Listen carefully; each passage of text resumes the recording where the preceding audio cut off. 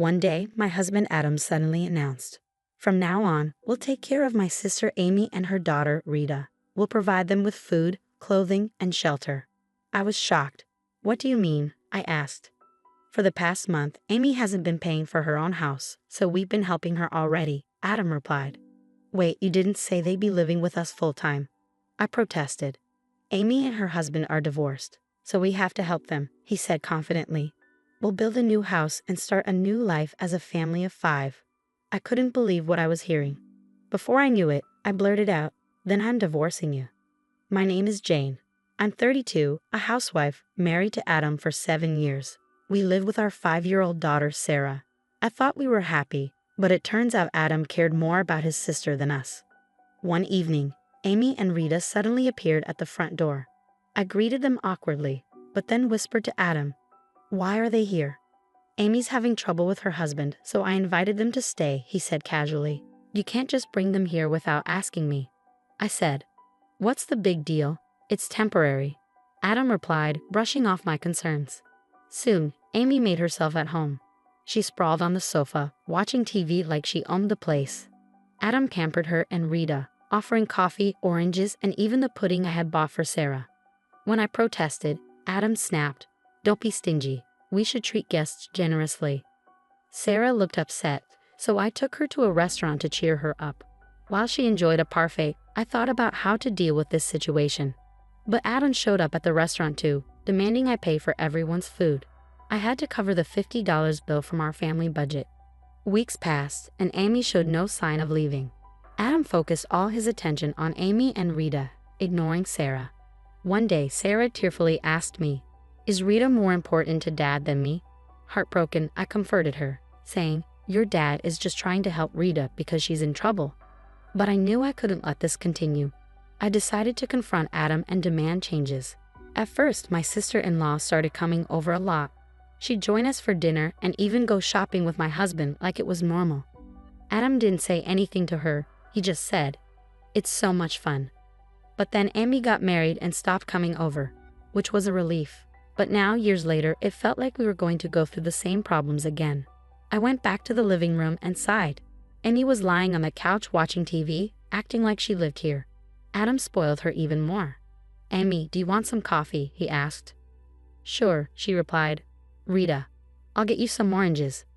"Yay, cool," Rita said. "There's pudding in the fridge," Adam added. "I love pudding," Amy said.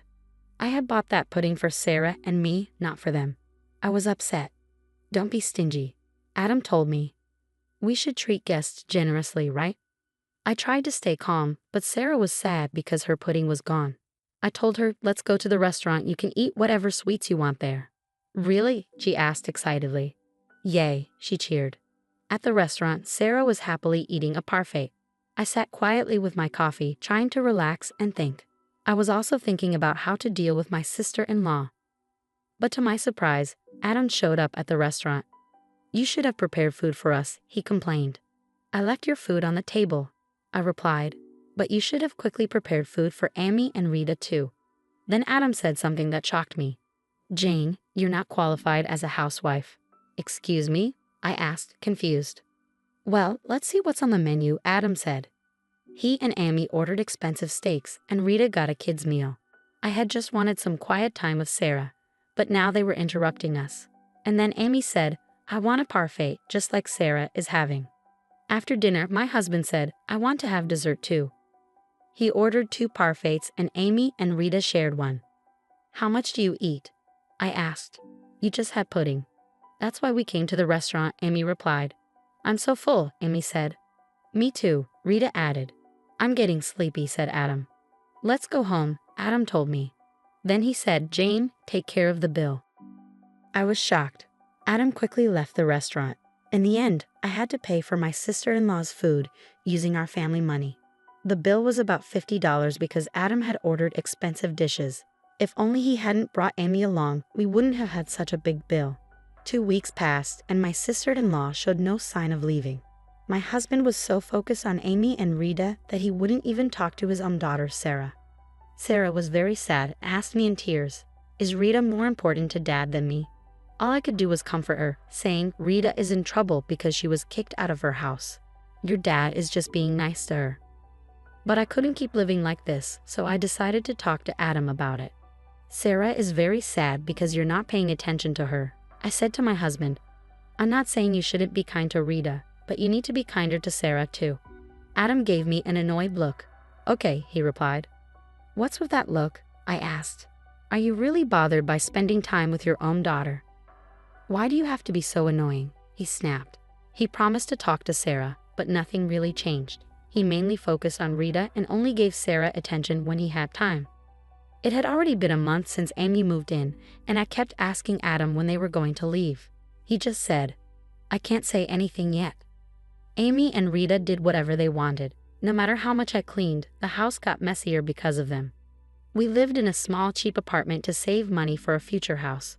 But with Amy and Rita staying with us, it felt more cramped. Whenever my sister-in-law and niece made a mess, the entire apartment got dirty quickly. Originally, each of us had our own room, my husband, my daughter, and me. But since Amy came, I had to share a room with my daughter, and my sister-in-law took the room I used to have.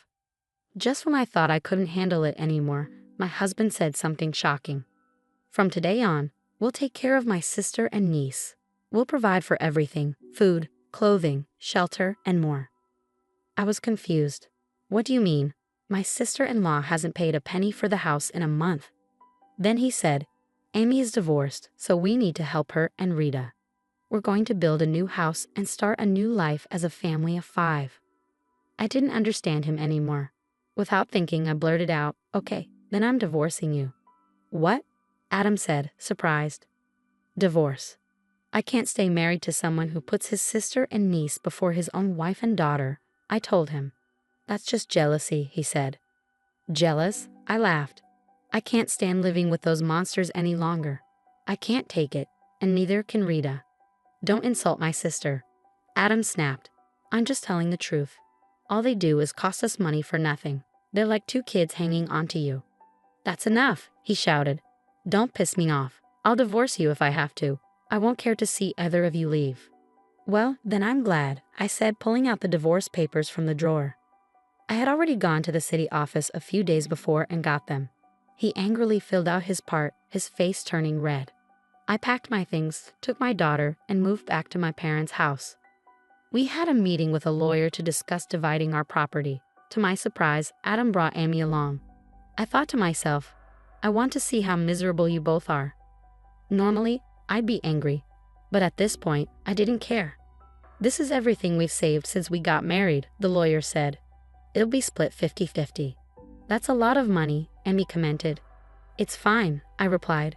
I can cover this much with money from my property division with my ex-husband. Well, I'm glad, Amy said. Now Amy and I will build a new house and live comfortably with Rita. Amy added, Jane, are you a single mom living in a shabby apartment? Poor you. I calmly responded, I'll stay at my parents' house for a while. Oh, and you're going to build a new house? Amy asked with a smirk. Wait, what about the land? I asked. What? Adam looked confused. Oh, I knew you forgot, I said. You always forget things. We originally planned to build a new house because my father said he would give us the land he owns. But now that we're divorced, the land isn't yours anymore. You won't be able to build a new house unless you buy your own land. But with what you have now, you can only afford a tiny house. Adam went silent, his face turning blue. Oh no, I didn't hear that, Adam muttered. I got divorced because you said we could live in a new house for free. I'm not interested in your problems, I said, leaving the meeting with my lawyer. The look on my husband's and sister-in-law's faces was almost funny. I heard that Adam continued living in the apartment with my sister-in-law and niece. But now, with 3 people to support and child support payments for my daughter, his savings were disappearing fast. I also found out that my sister-in-law's husband left her because she was a terrible spender. I'm sure she'll soon drain Adam's savings too. Adam tried to contact me to get back together, but I ignored his calls and blocked him. I found a new job and my parents were helping me raise my daughter. Life as a single mother was tough, but I was doing it. My daughter had become very close to her grandparents, who loved her dearly. She didn't even care about seeing her father anymore and hadn't asked about him since the divorce. I was watching my daughter grow up happily with my family, and I was finally at peace. Thank you for watching. Please subscribe if you like the video. See you next time.